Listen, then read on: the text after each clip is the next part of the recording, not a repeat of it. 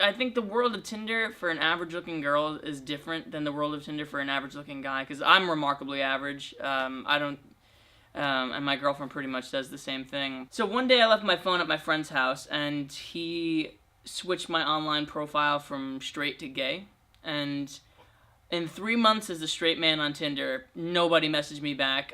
Within 2 hours of me being gay on Tinder, my inbox was bursting. I didn't switch it back to straight for a while because I was honestly flattered by the attention. I loved it.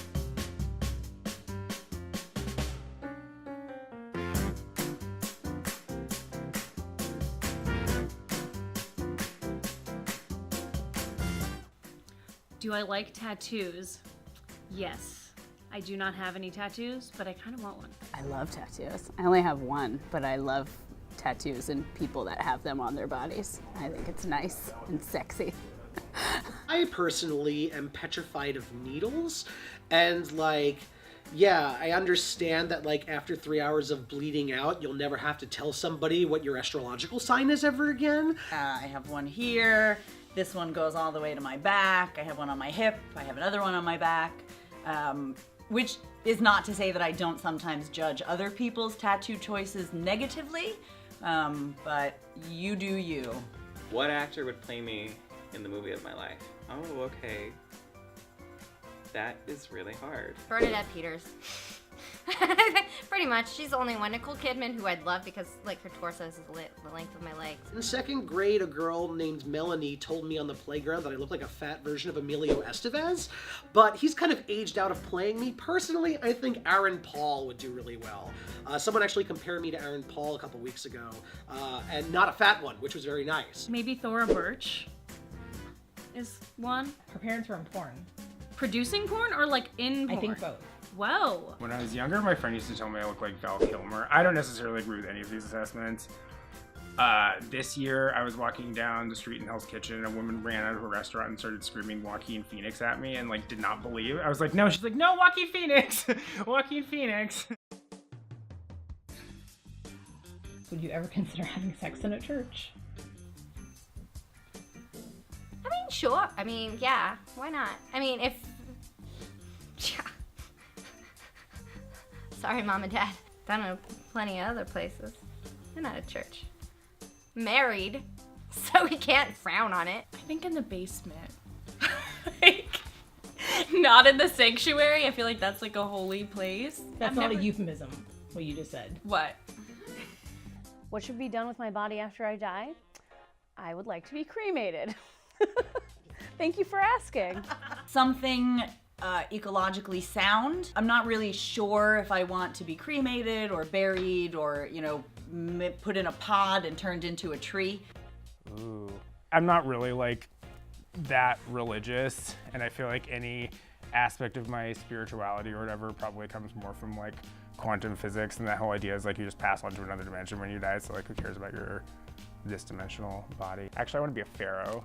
Fuck that, like Tutankhamun. I want a gold coffin and what do they call the place where they put them? A tomb? Yeah. A tomb. Big ass tomb. I told everyone, so it's good this is getting on tape. Don't have a viewing. Close the casket. Don't want it. I want to hang it up. Like a painting. Like my complete body. Or maybe just my head. It shocked my family more when I went vegan than when I came out as gay. Apparently, like, me making out with guys was more believable than, like, me not eating pepperoni. When I entered online dating, I was coming from a 7-year relationship.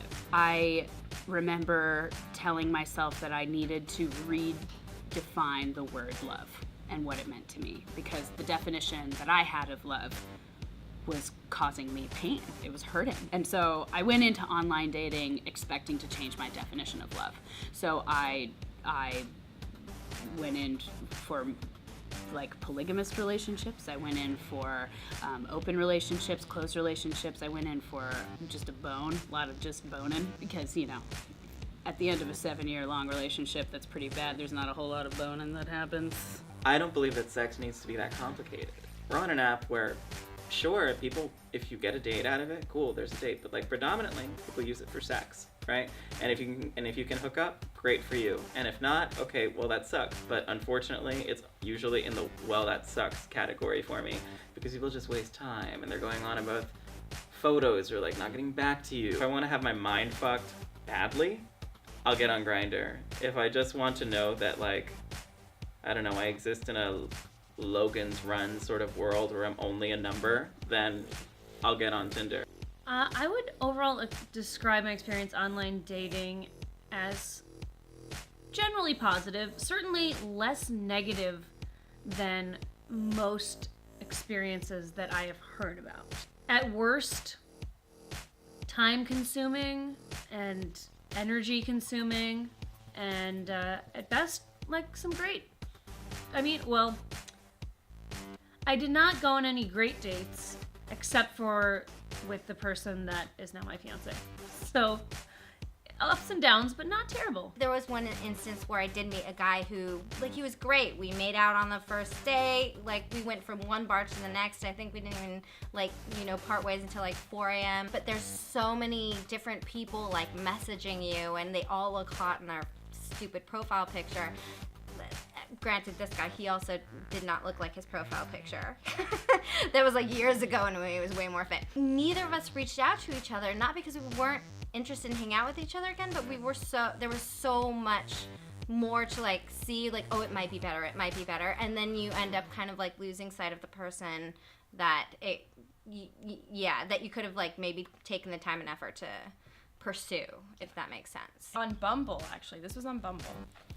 Someone, I forget what his story was. He was a music producer or something, something with music.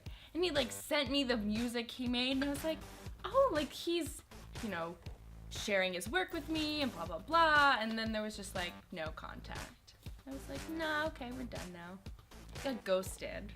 The anti-pornography movement, if you recall it, there is a phenomenon that people have observed called the Coolidge effect. In biology and psychology, the Coolidge effect is a phenomenon seen in animal species whereby males, and to a lesser extent females, exhibit renewed sexual interest in introduced. Showed a new pornographic image over and over again on a deep-seated biological level. It's a new potential sexual partner. I used to work around the adult industry, so I knew about this concept because this is essentially the way you psychologically manipulate people to keep buying porn. It's that is kind of the underlining addiction principle behind pornography. It's kind of the same thing with dating, because with porn it's it's a potential partner, but if you're hooking up with a bunch of people or whatever, you're actually fertilizing. There was a stretch of 3 or 4 years, I think even 5 years, where nothing happened for me romantically. So I set up my Tinder account because all my friends said it was really easy to hook up with somebody on it, and that's kind of, I was at that point where that's really all I wanted. Swiping every day girls that I thought were attractive, even if it was a group.